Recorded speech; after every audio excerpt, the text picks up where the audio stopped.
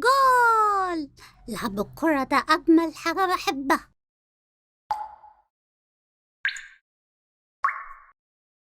ايه صوت المية ده؟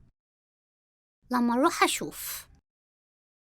دي الحنفية مش مقفولة كويس. طيب مش مشكلة، هي بتنزل مية بسيطة. لما اروح بقى اكمل لعب.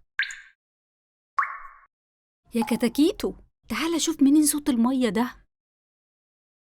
ما تخافيش يا ماما، دي الحنفية بتنقط مية عشان هي مش مقفولة كويس. هخلص لعب وبعدين اقفلها.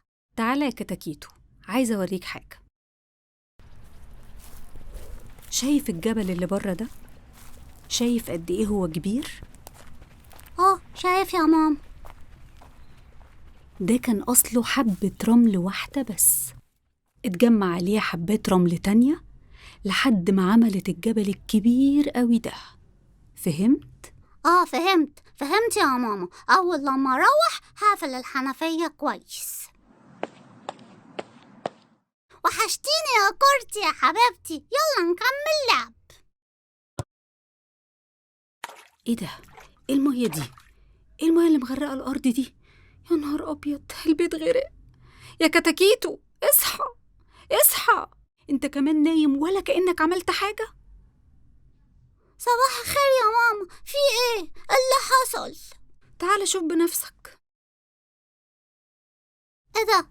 النهار ابيض، انا راحت عليا نومة ونسيت اقفل الحنفية كويس. انا اسف يا ماما.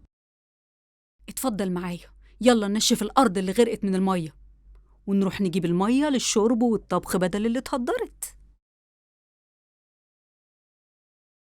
ياه، انا تعبت قوي، بس اتعلمت ان المية اساس الحياة ولازم احافظ عليها.